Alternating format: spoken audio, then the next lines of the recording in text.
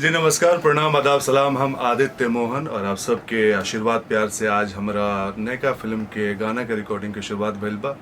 Breathe in production से film के नाम है राम लखन बजरंगी, जेकर प्रोड्यूसर साहब हैं शशिभाल पांडे जी, और जिसके डायरेक्टर और लेखक साहब हैं हमारे राजीव राय सर जी। तो आप सबकी ढेर सारी शुभकामनाओं की ज़रूरत है। इसके म्यूज़िक दिया है प्रेम सागर जी ने। तो ऐसे ही अपना प्यार आशीर्वाद बनाए रहिए। Gift blesses. आप किस किरदार को निभा रहे फिल्म में? फिल्म जो है तीन भाइयों की कहानी बा, और फिल्म के जैसे टाइटल बा राम लखन बजरंगी, तो हमें मैं बीच वाला भाई लखन के किरदार निभाओ तानी। काफ़ी अच्छा और काफ़ी एक सुलझा हुआ किरदार बा। क्या कुछ इस सिनेमा से उम्मीद होगी आपको?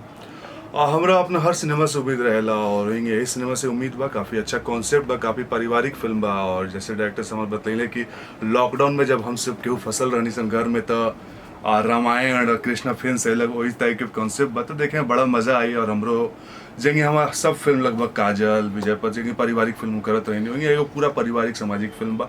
और सबसे खास बात बा कि हमें हमारा टैलेंट, हमारा पूरा एक्टिंग दिखावे का मौका मिले। बड़ा अलग कॉन्सेप्ट है, मजा आज म्यूजिक रिकॉर्डिंग से स्टार्ट हुई है, कैसा लगा म्यूजिक प्रेम जी के निर्देशन में? और बड़ा प्यारा गाना बनल बा।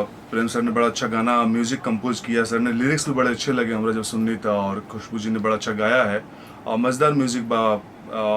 काफ़ी रोमांटिक म्यूजिक लगा, अलग है, मज़ा आएगा।